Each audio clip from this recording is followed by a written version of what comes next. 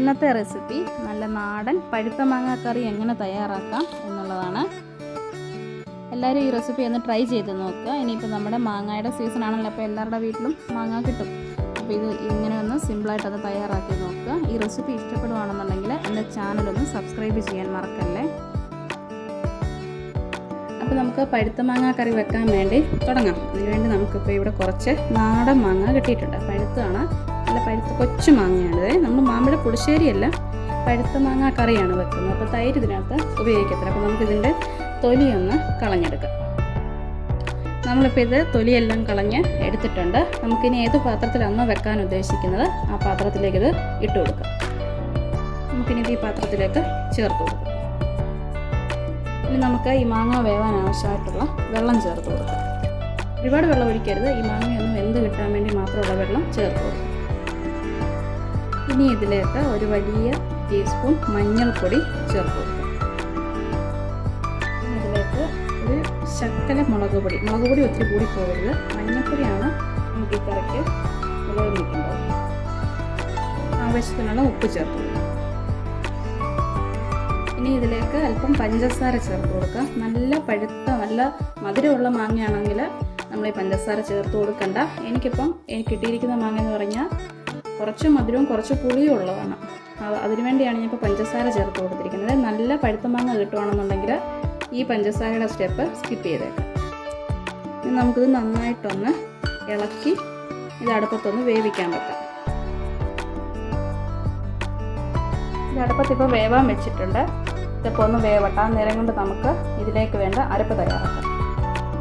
ഇനി നമുക്കിതിലേക്ക് ഒരു അരപ്പ് തയ്യാറാക്കാൻ വേണ്ടി ഒരു മിക്സിയുടെ ജാർ എടുത്ത് വെക്കാം. അതിലേക്ക് ഒരു 1/2 ടീസ്പൂൺ ജീരകം ചേർത്ത് കൊടുക്കാം. ചെറിയ ജീരകമേ, വലിയ ജീരകമല്ല, ചെറിയ ജീരകം ചേർത്ത് കൊടുക്കാം. ജീരകം ഒന്നും ഒരുപാട് കൂടിപ്പോകരുത്. ഒരുപാട് കൂടിപ്പോയി കഴിഞ്ഞാൽ ഒരു കയ്പ്പരസം വരും.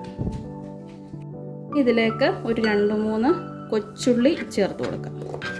വെളുത്തുള്ളി ചേർക്കരുത്, കൊച്ചുള്ളി തന്നെ എടുക്കാൻ നോക്കുക. ഇനി ഇതിലേക്ക് ഞാനൊരു അരമുറി തേങ്ങ തിരുമ്മി വെച്ചിട്ടുണ്ട്, അതും കൂടി ചേർത്ത് കൊടുക്കാം. ഇനി ഇതിലേക്ക് കുറച്ച് വെള്ളം ഒഴിച്ചിട്ട് നല്ല പേസ്റ്റ് പോലെ ഇത് അരച്ചെടുക്കും. നമുക്കിത് നന്നായിട്ട് അരച്ചെടുത്തുകൊണ്ട് വരാം. തേങ്ങയെല്ലാം ഞാനിപ്പോൾ ഇവിടെ നല്ലതായിട്ട് അരച്ചെടുത്തിട്ടുണ്ട്. അതിൻ്റെ ഈ ഒരു പരുവം കൊണ്ട് നല്ല സ്മൂത്തായിട്ട് അരച്ചെടുക്കണം. ഇനി നമുക്ക് മാങ്ങ വെന്തോ ഇല്ലയോ നോക്കാം. നമ്മുടെ മാങ്ങ ഇവിടെ ഇപ്പം നന്നായിട്ട് വെന്ത് വന്നിട്ടുണ്ട്. ഇനി നമുക്കിതിലേക്ക് നമ്മൾ അരച്ച് വെച്ചിരിക്കുന്ന അരപ്പ് ചേർത്ത് കൊടുക്കാം. ഈ അരപ്പ് ചേർത്ത് കൊടുത്തിട്ട് നന്നായിട്ടൊന്ന് മിക്സ് ചെയ്ത് കൊടുക്കാം. ഈ സമയത്ത് നമുക്കിതിലേക്ക് മധുരമോ ഉപ്പോ എന്തെങ്കിലും കുറവുണ്ടെന്നുണ്ടെങ്കിൽ ചേർത്ത് കൊടുക്കുക. ഇത് ഒരുപാടൊന്ന് തിളച്ച് മറിയുണ്ടായി കറി. കാരണം ഇത് നമ്മൾ അടുപ്പത്തുനിന്ന് വാങ്ങിക്കഴിഞ്ഞിട്ട് കുറച്ചുകൂടി ഇരുന്ന് പറ്റും. അതുകൊണ്ട് ഒരു തിള വന്നൊരു ചെറിയൊരു പതഞ്ഞ് വരത്തില്ലേ, ആ സമയമാകുമ്പോൾ നമുക്ക് ഗ്യാസ് ഓഫ് ചെയ്യാം. നമ്മുടെ കറി ഇപ്പോൾ ഇവിടെ നന്നായിട്ടൊന്ന് തിളച്ചിട്ടുണ്ട്. ഒരുപാട് തിളയ്ക്കേണ്ട, നമുക്കിനി സ്റ്റൗ ഓഫ് ചെയ്യാം. ഇനി ഇതിലേക്ക് നമുക്കൊന്ന് ചെറുതായിട്ടൊന്ന് താളിച്ചൊഴിക്കാം. നമുക്ക് താളിക്കാൻ വേണ്ടി അടുപ്പത്തോട്ടൊരു പാൻ വെച്ചിട്ടുണ്ട്. അതിലേക്ക് വെളിച്ചെണ്ണ തന്നെ ഒഴിച്ചു കൊടുക്കുക. നാടൻ കറി ആയതുകൊണ്ട് വെളിച്ചെണ്ണ തന്നെ ചേർത്ത് കൊടുക്കുക. വെളിച്ചെണ്ണ ചൂടായിട്ടുണ്ട്. ഇനി ഇതിലേക്ക് ഒരു 1/2 ചെറിയ സ്പൂൺ കടുക് ഇട്ട് കൊടുക്കുക. കടുക് പൊട്ടി വരുമ്പോഴത്തേന് ഒരു 2 വറ്റൽമുളക് മുറിച്ച് കെട്ടി കൊടുക്കുക. ഇനി ഇതിലേക്ക് കുറച്ച് കറിവേപ്പില. ഇനി നമുക്ക് ഈ താളിപ്പ് നമ്മുടെ കറിയിലേക്ക് ഒഴിച്ചു കൊടുക്കാം. ഇനി നമുക്ക് ഈ താളിപ്പ് ഈ കറിയിലേക്ക് ചേർത്ത് കൊടുക്കാം.